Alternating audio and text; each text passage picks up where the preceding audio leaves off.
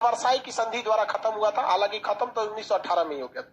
1939 में चालू हुआ सेकेंड वर्ल्ड वॉर। 1939 से लेकर 1945 तक जापान पर बम पटकाया, सब युद्ध खत्म हो गया।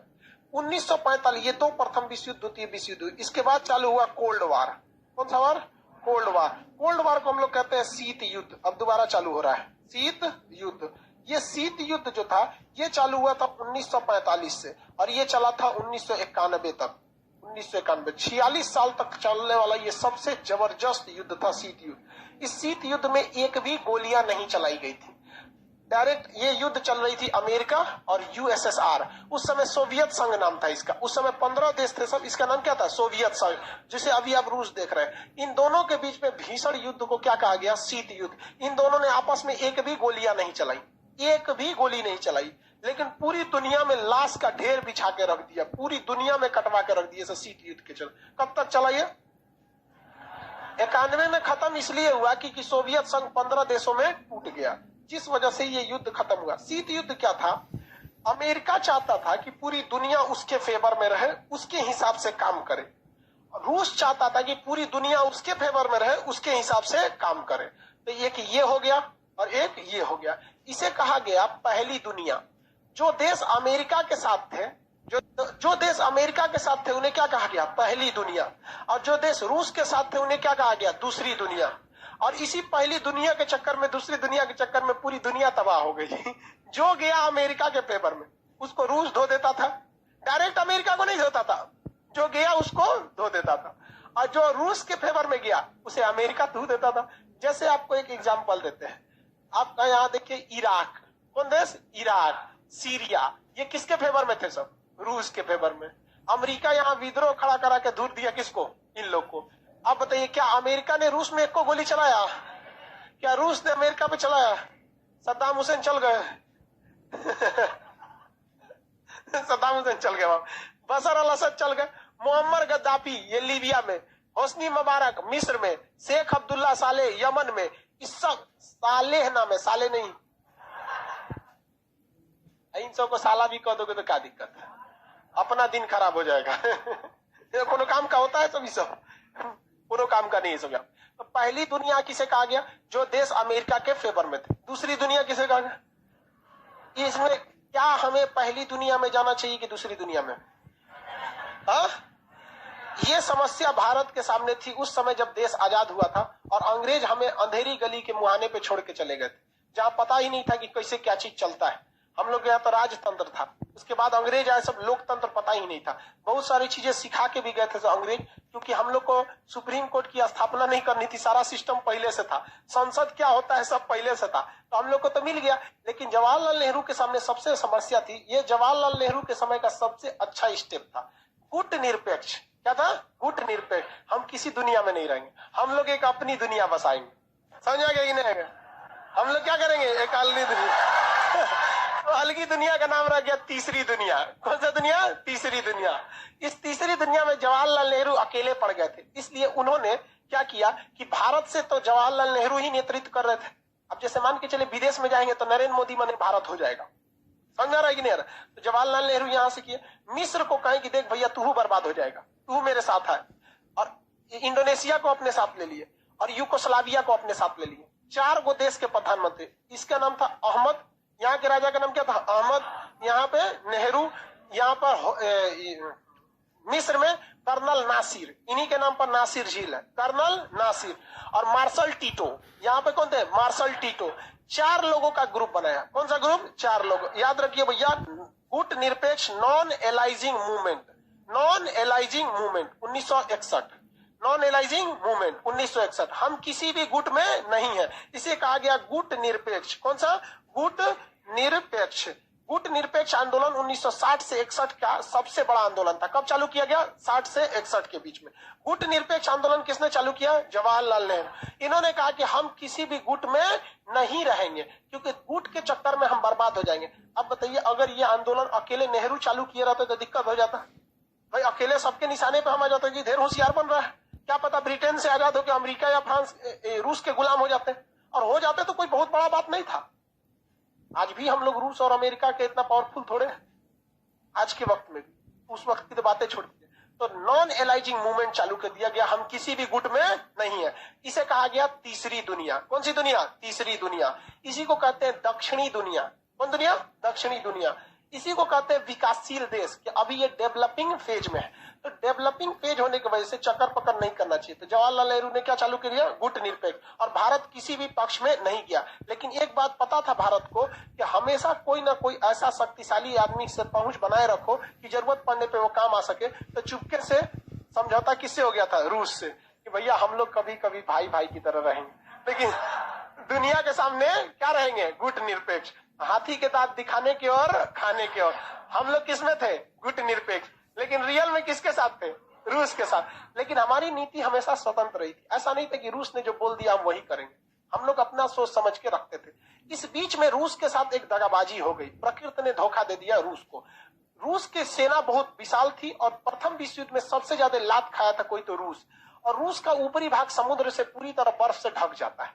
ये एरिया क्या हो जाता है? ढक जाता है बर्फ से। अब बर्फ से ढक जाने की वजह से इस एरिया से आप नौसेना नहीं ले जा सकते।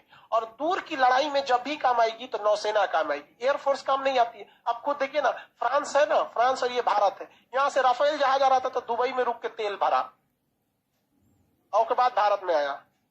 डायरेक्ट आ जाए? आएंगे नहीं। और पायलट का हालत खराब हो गया, बाप रे बड़ी दूर से आ रहे हैं। दूर की लड़ाई में एयरफोर्स काम नहीं आती है, स्ट्राइक के काम में आती है एयरफोर्स। एयरफोर्स को पास में रखे रहिए, जहां लड़ाई हो रहा है ना वहां से 100-200 किलोमीटर दूर रखिए। अब मेन स्ट्राइक में तबातोड़ मार के चली जाती है, वो बढ़त देने का काम करती है एयरफोर्स। बड़ी लड़ाई में नहीं आएगी। मतलब आपको लगेगा दूर की लड़ाई में काम आ जाए तो नहीं आएगी। अब थल सेना वो तो जाएगी 3 महीना बाद। वहां पे कौन काम आता है? नौसेना। नौसेना की जहाजें इतनी बड़ी रहती हैं जिसका कोई हद नहीं। भाई एक पूरा का पूरा शहर बना रहता है उसमें। अब पूरी नौसेना की जहाजें क्या होती हैं? बहुत बड़ी होती है। नौसेना की जहाज में बैठिए, सारे लोग की नौसेना बैठेगी। नौसेना यहाँ ले आके अपनी जहाजें लगा देंगे सब लाइन से। उस जहाज के ऊपर दुनिया भर के एयरफोर्स रहेंगे। विमान वाहक पोत होते हैं ना, जहाजे के ऊपर लैंड कर जाते हैं। वहां से तोप टैंक मिसाइल मारते रहिए धड़ाधड़। ये एरिया खाली हो जाएगा तो जहाजिया किनारे ले आके थल सेना को उतार दीजिए। क्या कर लिए? उतार दीजिए थल सेना। इतना एरिया कब्जा होगा, थल सेना 1 महीना के अंदर एयरपोर्ट बना देगी। यहाँ से जहाज ले आके एयरपोर्ट में उतार दीजिए, ये एरिया मेरा हो गया। अब उधर से ना पूरा जाता है धीरे धीरे। तो दूर की लड़ाई में हमेशा कौन काम आएगा? नौसेना। और नौसेना रूस की फंस गई ऊपर बर्फ में फंस गई। और जबकि अमेरिका की नौसेना यहां से यहाँ खोपड़िया पे जा सकती थी, यहाँ से मार देती। अब का रूस का कि ले भाई साहब, अब तो हमको इधर से आना पड़ेगा, इस एरिया से मारना पड़ेगा, बड़ी लंबा हो जाएगा, है कि नहीं? अमेरिका दिमाग लगाया कि इधर कहीं अगर हमको एक ऐसा सेना का अड्डा मिल जाए जहां से हम पता कर ले कि कितना जहाज निकली है सब इधर से, तो यहाँ हम पहले से तैयारी में बैठल रहे। आओ ससुरा, दूसरे के खेत में लड़ाई होगा, जीत गए तो वो फायदा, खेत जरल तो उसका, है कि नहीं? यहाँ पहुंचना ही नहीं देंगे। पहुंचे होगा। अब भारत और चीन के बीच में लड़ाई अगर जापान में हो तो क्या दिक्कत है? चलो लड़ते हैं वहां पे। यहाँ गलवान में हो गया इसलिए ना दिक्कत है। तो यही सोचा, इसलिए उसने सोचा कि क्या किया जाए, कौन से देश को पकड़े यहाँ पे जहां इजीली पकड़ा जा सकता है। मिल गया श्रीलंका। कौन देश? श्रीलंका। भारत से कहा कि भारत हमको यहाँ पे ट्रांसमिशन लगाने के लिए, बड़का रडार स्टेशन लगाने के लिए जमीन दो ना, वहां में एयरफोर्स वगैरह रखेंगे। तो भारत नेहरू ने उसको समझा दिया कि देखिए, आप क्लास ना किए हैं खान सर का, नॉन एलाइजिंग मूवमेंट, आपको ना पता है हम लोग दूसरे दुनिया के हैं। तो भारत उसको नहीं दिया। तो किसके में चल गया? श्रीलंका में। श्रीलंका को पता था नहीं कि हम मोहरा बन रहे हैं। तो श्रीलंका को अमेरिका ने खूब लुभावनी वादे किए, पैसा दिया, बजट दिया, लोन दिया, एक से एक पैसा दिया। श्रीलंका खुश, वाह वाह अमेरिका तो बहुत मान रहा है। बाबू तुमको सब समझाते हैं, जिंदगी में कोई अगर बहुत माने तो समझ जाना बहुत बड़ा चीज मां, बहुत गड़बड़ है। इस दुनिया में हमेशा एक्सचेंज रूल लगता है। अगर आपको कुछ पैसा इन्वेस्ट करेगा तो आपसे भी रिटर्न खोजेगा। तो यहाँ पे इन्वेस्ट खूब किया। उसके बाद अमेरिका का कि सुनिए ना श्रीलंका, हमको यहाँ निचवा हम्बन टोटा बंदरगाह है आपका। श्रीलंका के निचला बंदरगाह का नाम क्या है? हम्बन टोटा बंदरगाह। ये दे दीजिए, हम यहाँ पर हम डेवलप करेंगे, आप भी यहाँ सामान मान लीजिएगा। हम यहाँ एक रेडियो स्टेशन और ट्रांसमिशन स्टेशन बनाएंगे। आप बनाएगा तो केकरा पे नजर रखेगा? यहाँ से रूस पे। किस पे नजर रखेगा? रूस पे। इस एरिया से रूस पे नजर रख सकता। अब रूस पगला गया, ऊपर से ठंडा में मर जाएंगे, नीचे से ट्रांसमीटर स्टेशन से पकड़ लेगा। कितना जहाज आ रहा है मान के चलिए, कितना बड़ा जहाज, 10 गो निकला उधर 200 लगा देगा, पता ही नहीं चल पाएगा। यहाँ अब रूस पगला गया, कहा कि जा अब क्या करे, और रूस श्रीलंका को करेगा क्या उतना दूर से। तो भारत से कहा कि देख भारत कुछ भी करना यार, तू बचा ले हमको यहाँ से, हम हमेशा तेरे साथ खड़ा रहेंगे, कसम खाते। तो भारत ने कहा ठीक है, कोशिश करते हैं हम, देखते हैं यहाँ से कैसे भगाया जाता है इसको। इस बीच कहा जाता है देहात में न रोए के रहनी तले अखिए खोदा गई। अब जबरदस्ती आदमी रोने वाला रहे, आंख खोदा जाएगा, मजे आ जाएगा, वह सोचा आधा घंटा रोतेगा, है कि नहीं। बस इसी में हो गया, श्रीलंका में ना एक विवाद हो गया। श्रीलंका में एक व्यक्ति था जिसका नाम था प्रभाकरण। क्या नाम था? प्रभाकरण। प्रभाकरण श्रीलंका में बहुत ही प्रभावशाली था और वो बेसिकली तमिल था। क्या था? तमिल। अब हम दूसरा नक्शा बना देते हैं जिसमें श्रीलंका को आपको बड़ा करके दिखाते हैं। ये भारत है, भारत का ये एरिया कौन सा है? तमिलनाडु। कौन जगह है? तमिल। इसके नीचे का ये एरिया कौन सा है? श्रीलंका। श्रीलंका का ये एरिया में तमिलों की संख्या बहुत ज्यादा थी। तमिलों की संख्या क्या थी? ज्यादा थी। ये सोचो इसमें तमिल बहुत ज्यादा था सर। अब इसमें प्रभाकरण जो था उसको भारत सरकार से थोड़ा हिंट मिल गया, ये कहने लगा कि हमको अलग करिए, अलग देश। भाई साहब ये दुनिया का पहला ऐसा आतंकवादी विद्रोही संगठन था, आतंकवादी संगठन वहां के लोग कहते हैं इसे, विद्रोही था एक तरह का, जिसकी खुद की एयरफोर्स थी। अब बताओ भारत में नक्सलाइट है सबकी नहीं है, बंदूकें लेके ना घूमते हैं सर। क्या होगा जिस दिन एयरफोर्स लेके घूमेंगे सर, हेलीकॉप्टर लेके, हट जाओ इधर खाली करो, धक धक धक धक धक धक, नक्सलाइट आया सर। सोचा हम लोग की सेना कभी इस तरह नहीं की है। अगर ये इस तरह करने लगे सब तो क्या होगा। इसके पास अपनी क्या थी? एयरफोर्स। अपनी नेवी खड़ा कर लिया, अपना हथियार पूरी तरह खड़ा कर लिया। सपोर्ट किधर से मिल रहा था? भारत। अब भारत किस उम्मीद में कर रहा था? रूस। एक बार अगर बचा लिए रूस को ना तो जिंदगी भर रूस हमारे काम आएगा। आज भी रूस भारत के लिए खड़ा रहता है, देखते हैं कि नहीं। चाइना हो जाए, अमेरिका हो जाए, सबके लिए खड़ा रहता है, क्योंकि भाई दोस्ती निभाए थे हम लोग भी यहाँ पर। तो भारत सरकार ने भी बहुत हेल्प किया। ये हमारी सबसे बड़ी विदेश नीति में एक तरह से कहिए हमारे ऊपर भी दाग है। लेकिन हम आपको क्या बताएं, अंतर्राष्ट्रीय संबंध में कोई किसी का दोस्त नहीं, कोई किसी का दुश्मन नहीं। हम लोगों ने क्या कर दिया? चढ़ा दिया यहाँ पर इन लोग को, प्रभाकरण को। अब ये लगा थूरने यहाँ पर लोगों को, इतना जघन्य अपराध करने लगे सब ये सब कि यहाँ के सिंघली बौद्ध जो थे या जो श्रीलंका के मेन लोग थे वो लोग ससुरा भागे तो AK-47 लेके मारने लगा सब ये। और इन्होंने कहा कि ये एरिया हमारा है, LTTE, liberation tigers of Tamil इलम। इनका खुद का झंडा था, उसमें बाघ बना था। टाइगर है तो क्या बना रहेगा? बाघ। तो लिबरेशन टाइगर्स ऑफ तमिल इलम विद्रोही संगठन किसने बना दिया? प्रभाकर। किसने बना दिया? प्रभाकर। प्रभाकर नहीं, प्रभाकरण। क्या बना? प्रभाकरण। प्रभाकरण। प्रभाकरण ने इसने चालू कर दिया। इतना भयानक विद्रोह हुआ कि श्रीलंका सरकार पागल हो गई, पूरी तरह से क्या हो गई? पागल हो गई। अब भारत सरकार ने भी नहीं सोचा था कि इतना खतरनाक कांड करेगा। ये यहां से बढ़ते बढ़ते ज्यादातर श्रीलंका के एरिया पे कब्जा कर लिया। लो अब ऐसा लगने लगा कि जैसे ये खुद अलग देश नहीं मांग रहे हैं, श्रीलंका को अलग कर देंगे, लो तुम जाओ उधर। अब भीषण बवाल हो गया। श्रीलंका भी धीरे धीरे समझ रहा था कि आखिर मैटर क्या है। श्रीलंका भारत से कहा कि भाई आप ये लिट्टे को प्लीज समझाइए, ऐसा नहीं होना चाहिए, हम आप जो कहेंगे हम आपकी बात मानेंगे। तो भारत का प्लानिंग क्या था पता ही है क्या जी? ये वाला आप बंद, यहाँ का ट्रांसमीटर स्टेशन क्या कीजिए? कैंसिल कर, हटाइए यहाँ से अमेरिका को, बाकी हम शांत करा देंगे। और भारत खुद चाहता था शांत कराना। रीजन क्या था कि ये एक बहुत दूरदर्शिता में देखेंगे तो खतरनाक हो सकता था खुद भारत के लिए। अगर वहां LTT सक्सेस हो जाती, अगर बाय द वे LTT क्या हो जाती? सक्सेस हो जाती, और वहां एक अलग देश बना लेते, तो आगे समझिए भारत के लिए क्या होता। ये तमिल वाले भी आपस, तमिल वालों का भी लगाव इनसे बहुत अच्छा खासा हो जाता है। आज भी अगर भारत सरकार LTT के लिए कुछ अच्छा काम करती है, मतलब श्रीलंका के लिए कोई अच्छा काम करती है, तो ये विरोध करता है सब भारत सरकार। मनमोहन सिंह जब सरकार चला रहे थे तो गठबंधन की सरकार थी, मनमोहन सिंह की, मोदी जी की तरह बहुमत की सरकार नहीं थी। मनमोहन सिंह श्रीलंका से जब बातचीत करने गए तो इन्होंने गठबंधन तोड़ लिया कि काहे बतिया रहे हैं उससे, समझ में गया। चेन्नई में मैच होने वाला था, श्रीलंका के खिलाड़ी आने वाले थे, विरोध कर दिया सब, यहाँ श्रीलंका के खिलाड़ी नहीं खेलेगा सब तमिलनाडु में। तो तमिलनाडु इसमें बड़ी विवाद चलता है। तो दूरदर्शिता देखिए, हमेशा देश के बारे में सोचना चाहिए कि हमारे देश के लिए खतरा हो जाता है। ये हो जाता है एक नया कश्मीर मुद्दा कि पास में रख के आप किसका फेवर करने लगी है? पाकिस्तान का।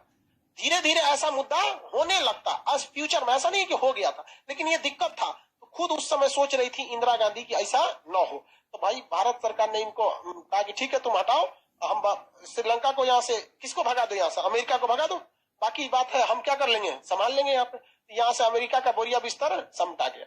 रूस ने भारत से कहा कि जिंदगी में तुमको कभी जरूरत पड़ेगा ना, तुम एक बार हमारा याद करियो, हम हमेशा तुम्हारे साथ हैं। तो भारत ने भी कहा कि ठीक है, जरूरत पड़ेगा तो बताइए करेंगे। बोलो, जगह से नहीं युद्ध करना है, किसी भी देश को हर जगह से न घेरिएगा। अरे बाबू, तो अमेरिका नजदीक किधर से भी रहे, एक ओर से हमला किया जाता है युद्ध में, चारों ओर से न किया जाता है, तो हर ओर से घेरना रहता है उसको। तो ये जगह हो गया आपका हम्बन टोटा। यहां से कौन चला गया? अमेरिका यहां से चला गया। लिबरेशन टाइगर्स अब तमिल अब तमिलनाडु के किसके लिए समस्या बन गए सब? श्रीलंका के लिए। तो भारत सरकार ने यहाँ अपनी सेना भेजा। भारत सरकार ने क्या भेजा? सेना। राजीव गांधी थे उस समय प्रधानमंत्री, सेना भेजे, और राजीव गांधी के कहने पर यहाँ पर भारतीय सेना गई और लिबरेशन टाइगर्स और तमिल के जितने आतंकवादी थे सबको धंधना के भून मान के खत्म कर दिया। भाई तू कितनो हो तो विद्रोही ना हो, भारत की फौज के आगे क्या करोगे? ऐसा ऐसा बहुते विद्रोह भारत ने कश्मीर में शांत किया है, शांत करा दिया। अब प्रभाकर पगला गया, मरा गया प्रभाकर वगैरह सब कहे ससुराई तो धोखा दिया हम लोग को। हम लोग को लग रहा था देश बनाएगा, ये तो दूसरे मैटर के लिए निपटा के चल गया। उन लोगों ने कहा कि ना छोड़ेंगे राजीव गांधी। अब डबल समस्या। श्रीलंका के लोग भी भली भांति समझ रहे थे कि शुरुआत में लिट्टे को समर्थन किसने दिया था? भारत। अब भारत दोनों ओर से गया, श्रीलंका के लोग को भी पता था। डबल समस्या। श्रीलंका के लोग भी भली भांति समझ रहे थे कि शुरुआत में लिट्टे को समर्थन किसने दिया था? भारत। अब भारत दोनों ओर से गया, श्रीलंका के लोग को भी पता था कि लिट्टे को पहले चढ़ाया कौन? भारत। और लिट्टे को भी पता था चढ़ा के हमको मारा कौन? भारत। तो भारत किसका दुश्मन हो गया? दोनों का। अब राजीव गांधी गए, जब भारतीय फौज कहां गई? श्रीलंका में, और पूरी तरह से वहां धो दी लिट्टे वाले को। तो भारत सरकार, राजीव गांधी प्रधानमंत्री बन के गए थे परेड में गॉर्ड ऑफ ऑनर की सलामी लेने के लिए। तो वहां जब ये इसको क्या हुआ जी?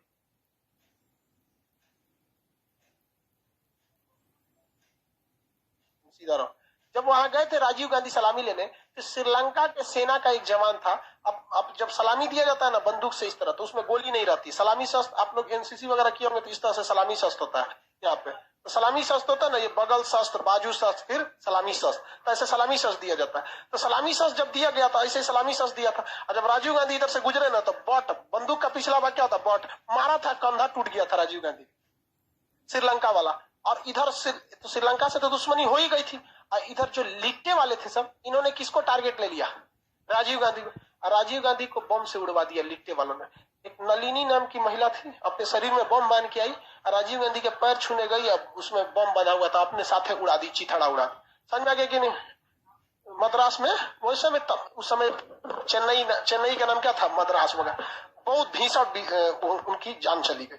तो आप बताइए भाई, द्वितीय जो शीत युद्ध चल रहा था वो किसके किसके बीच?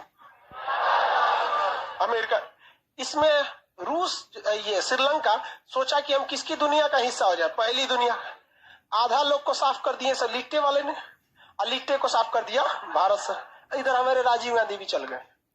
बताइए, शीत युद्ध में अमेरिका और रूस के बीच एक भी गोली चली, और श्रीलंका में लाश बिछ गया।